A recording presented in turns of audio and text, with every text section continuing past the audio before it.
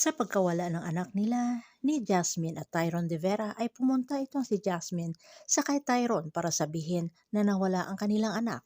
Na malaki ang pagdududa nito ni Jasmine Flores na kinuha ni Iris Benavides si Camila dahil gustong gumanti ni Iris sa kanila. Nangangamba itong si Jasmine Flores na may gagawin itong si Iris Benavides dito sa kay Camila, kaya niyayaya itong si Agent Fernandez na sumugod na sila sa pamamahay ni Iris Benavides. Pero ayon kay Agent Fernandez ay aantayin ang pag-issue ng search warrant para mapuntahan nila ang bahay ni Iris Benavides at pinalaan itong si Jasmine Flores na mag-antay. Huwag gumawa ng anumang hakbang na ikakasira nito ni Jasmine Flores dahil pwede siyang kasuhan ni Iris Benavides ng trespassing. Pero nagagalit itong si Jasmine Flores na wala lang naman silang gagawin para mahanap ang kanyang anak na alam niya at nakakasigurado na kinuha ito ni Iris Benavides. Nakiusap naman si Jasmine Flores na kausapin itong si Tyron de Vera na sila lamang at sa pag-uusap ng dalawa ay nangako itong si Jasmine Flores na hahanapin at kukunin niya o babawiin niya itong si Camila, ang kanilang anak ni Tyron. At sinabi rin ni Jasmine Flores na ipangako ni Tyron na babalik siya at panatilihing buhay dahil nag-alala itong si Jasmine Flores na ililipat na itong si Tyron de Vera sa National Penitentiary na magkakaroon ng 10 to 15 years of prison at nanganganib ang buhay ni Tyron de Vera dahil nandoon si Vittorio Benavides.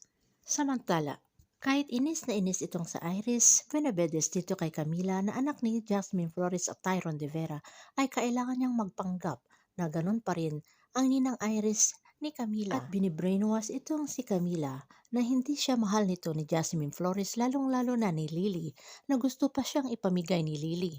At sa pagtatanong ni Camila kung sino ang tunay nitong ama ay sinabi ni Iris na walang kwenta ang ama ni Camila at gusto ring ipamigay at kaya dapat manatili si Camila dito lang sa kaninang Iris niya na tanging nagmamahal dito sa bata. Pagkatulog ni Camila ay lumabas itong si Iris at binuksan ang musical instrument para sa bagong silang na bata at nangangarap na maging buo ang kanyang pamilya kasama ang magiging anak nila at ang ama nito na si Tyron de Vera.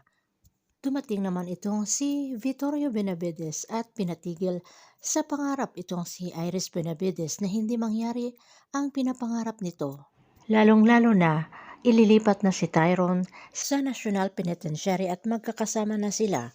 Pinapangako naman ni Iris itong kanyang ama na huwag galawin o huwag papatayin itong si Tyron na magpahanggang ngayon ay nangangarap itong si Iris na magkaroon ng buo na pamilya. Pero nagtataka itong si Iris kung bakit nakalabas ang kanyang ama. Pero ayon kay Vittorio Benavides ay bayad na ang warden kaya labas-pasok siya sa kulungan.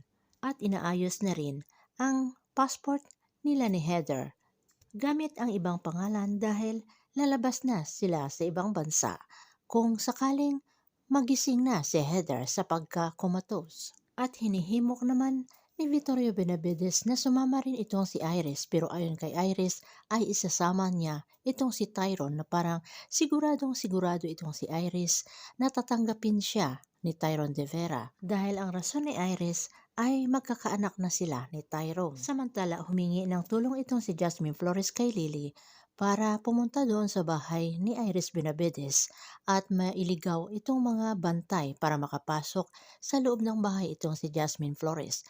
Nagtagumpay nga itong si Jasmine Flores na makapasok sa loob na hindi siya makita ng mga bantay ni Iris Benavides. Magtagumpay kaya si Jasmine Flores na mabawi ang kanyang anak na si Camila. Abangan na lang natin ang susunod na episode dito sa Lavender Fields.